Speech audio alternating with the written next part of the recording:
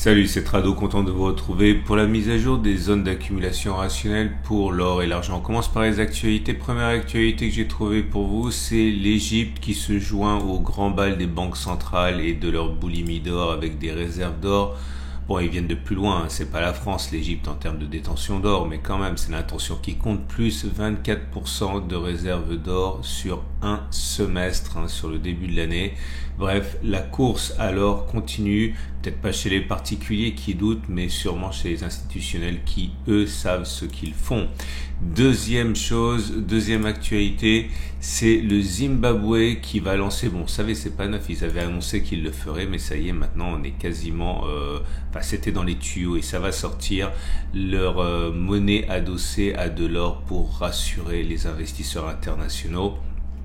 Ça va sortir incessamment selon le média Crypto Mode.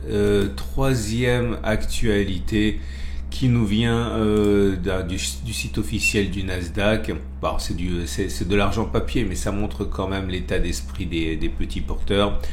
Et le plus gros, ou un des plus gros, je ne me rappelle plus exactement, ETF, donc de l'argent papier, hein, du métal argent papier, a enregistré de très fortes entrées, hein, sur ce tracker, avec près de 71 millions de dollars d'investissement. Alors encore une fois, ce n'est que de l'argent papier, même si encore celui-là a des réserves d'argent réel, mais ça montre quand même que le vent pourrait bien tourner pour l'argent à court terme. On passe aux zones d'accumulation rationnelle. Je vous rappelle que mon format vous est proposé par mes deux sponsors, Au Coffre qui vous propose d'acheter de l'or, de l'argent et de pouvoir ensuite le stocker dans des coffres ou le faire livrer, hein, mais éventuellement le stocker à l'étranger comme en Suisse, hein, et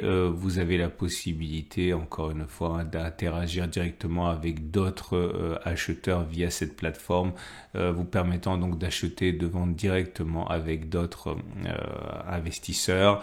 Et mon autre sponsor que vous connaissez également, Veracash qui vous permet d'acheter de l'or, de l'argent et d'y adosser une carte Mastercard, tout ce qu'il y a de plus classique. Donc si l'or voit son cours monter, eh bien tout simplement vous pouvez dépenser plus.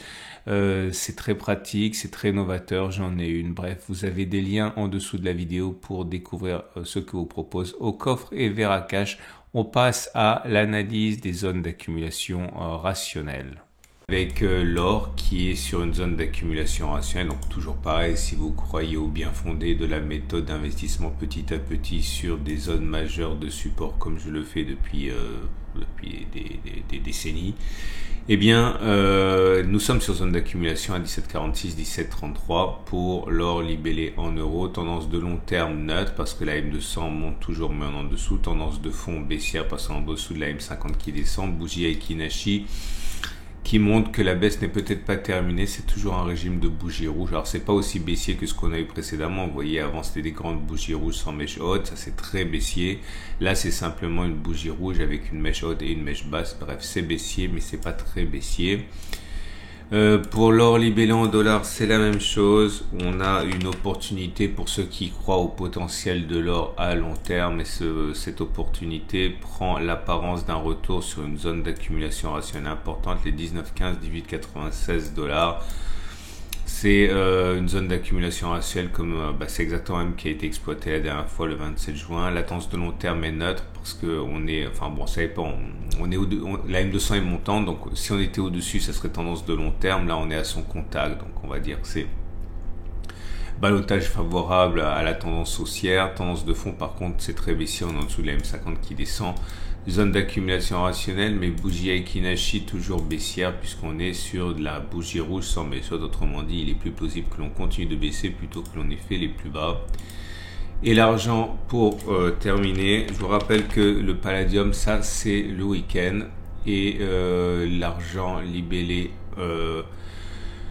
en euros pour débuter. On l'a dit, on est également sur zone d'accumulation rationnelle. Là vraiment c'est entre guillemets, passez-moi à l'expression, la fête, hein, si vous voulez accumuler pour le long terme. Tout est sur zone d'accumulation rationnelle, 20,16, 20,2 euros. Tendance de long terme neutre, tendance de fond baissière, bougie Aiki-Nashi, toujours également, enfin alors, ça allait de moins en moins mais ça reste baissier, hein. Bougie rouge, mèche haute, mèche basse.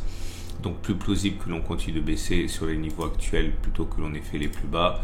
Et l'argent libellé en dollars, également sur zone d'accumulation rationnelle, hein, puisque vous êtes sur une zone...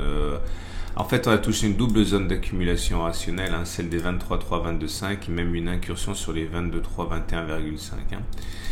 Voilà ce qu'on pouvait dire pour ces métaux précieux. Je vous rappelle que si vous avez aimé ce format, c'est mis à jour 2 fois par semaine, format court le mercredi, format long le samedi avec les platinoïdes. Vous pouvez également liker, ça montre que vous trouvez un intérêt à ce que je fais.